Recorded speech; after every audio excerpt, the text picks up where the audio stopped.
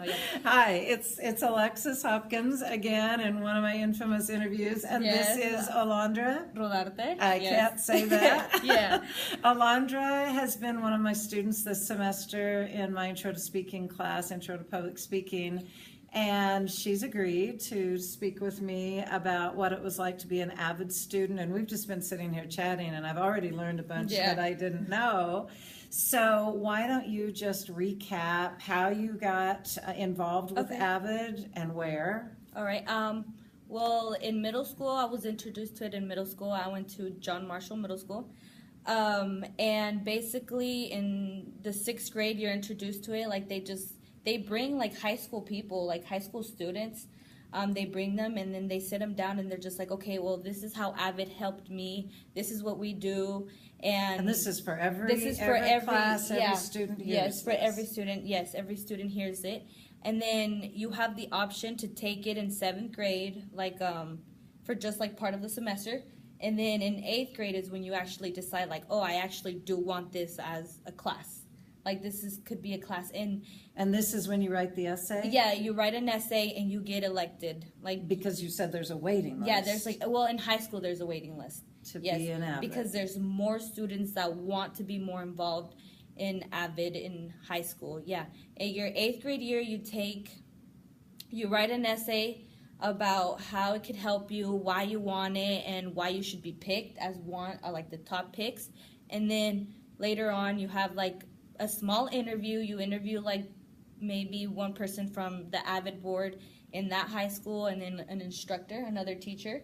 And then they like explain to you like, oh, okay, so why do you want this? Based on what you wrote to me, you're probably like a good fit to be an AVID. So that's how they go based off. And then after that, it meets as a class. It meets as a class. Yes, you stick through it throughout your 4 years of high school with the same instructor. That is so cool. I've learned more about how AVID operates in our public school system in this conversation that I have. It's really big in the USD 259 district from what I know. I was an AVID ambassador my sophomore year. And like there would be as an AVID ambassador, you represent your class. So I represented my AVID class just as the other AVID classes that we had in my year. So I represented my class, and basically there was like people from Kansas State University, Wichita State, and maybe like even people out of town that go and visit. They go to North and they set up like a mini tutorial presentation, like how it's actually performed and like questions that they had and everything, and like how it's helped people. So that's like what I usually did as an AVID ambassador. I just went to meetings with people that I don't know but are high in places, and I think you're a great ambassador. Yeah, they looked at it. Wonderful. Yay! Thank you. All right, so tell me how AVID helped you. Well, it helped me a lot. Like AVID, it's on you. Like your instructor is always on you. You know, she cares about you and everything. And it helped me in a way, as in like when I couldn't figure out how to do a certain problem in my homework that I was assigned to, I knew that, oh, I'm gonna have my AVID class, and the tutors and like my students, like the students in my class were gonna help me figure that out. You know, it wasn't like, oh, I'm just gonna like not do it. No, it's more like I have help from other people. The support group. Yeah, and then they also help you like look for scholarships for college. They're always on that to you. I think that's like what they're most based on. Like, you know, we want you to succeed, so we want you to go to college. So like they help you fill out your FAFSA form, like for to get money and everything, financial aid for colleges as well. They take you to go visit schools and everything. So it helps you in a way, like it helps you more as like, oh, I actually do want to go to college. It gives you support and motivation. Yes. All right. And then one question that I said I was really interested in is what would you tell instructors like myself who are going through AVID training to be AVID instructors? What would you tell us is important for us to know? I mean, from my personal experience, I think what an instructor should do is like really know the person, like really know the students, and really know what they are really struggling in. Because I know for a fact, like me, whenever I like at the beginning of the year and I had a class, I remember my senior year, I had physics. And I'm like, I'm probably gonna fail this class, you know?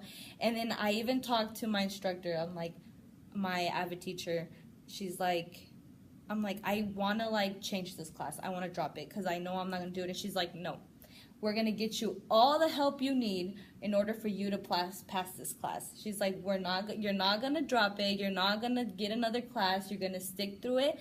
I'm going to help you. So it's like more like the help that you give towards your students as well. Like it's really like, I guess, the connection you have with the student. And if you're like always like on track with them, then I think that's what makes you a really good instructor to be an AVID teacher. Okay. So.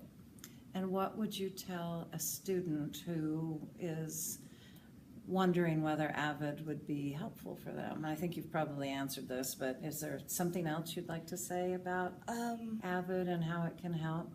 I mean, AVID could help you in many ways, as in like I became way more organized than I used to be. Like I used to like. How about the note taking? The note taking. Oh yes, the note taking really helps you. I still use it now. That's great. I still use it. The Cornell notes. I think that's really helpful to me because like in one side of the notes you have like questions that you are like, I really don't know, and then on the other side you have just like all the information, you know. And I mean, it helped me a lot. Like you have like the essential question, like the main question that you really have and how you're going to figure that out, something you didn't know. And it really helps you because like whether you don't know the answer to it, based on all the things you write on the notes, it's like, oh, I have it like right here, like it's right there for me to know. So it's really good. And you're way more organized than what you've ever, like I was not organized at all. And we had binder checks, okay? Like at the end of the week, we had binder checks, and you had to have like maybe like 10 notes from like each class. You had like 2 notes from one class, 2 notes from another, and then it goes on like that. They had to have an essential question. They had to have a summary. It just had to be really good, highlighted and everything. And your binder had to be well presented as well. So, I mean, it really made you organized if you didn't want to be organized. But that's a good takeaway. Yeah, it helped a lot. The other student that I interviewed mentioned Cornell note taking too, and how it's just stuck with her, and it's just second nature. Yeah, many people don't like it, maybe because of the way it's structured. But I mean, I was an AVID for almost 6 years. So it like literally stuck to me because I'm just like, I couldn't find myself. If I didn't take Cornell notes and I just took it like how it's like presented in a PowerPoint or whatever, I couldn't find what I would look for. I couldn't be able to find what I wanted to find. So it helped a lot. Makes perfect sense. It really helped. Alondra, this has been really helpful for me. And I think I told you that Butler's trying to train AVID instructors, and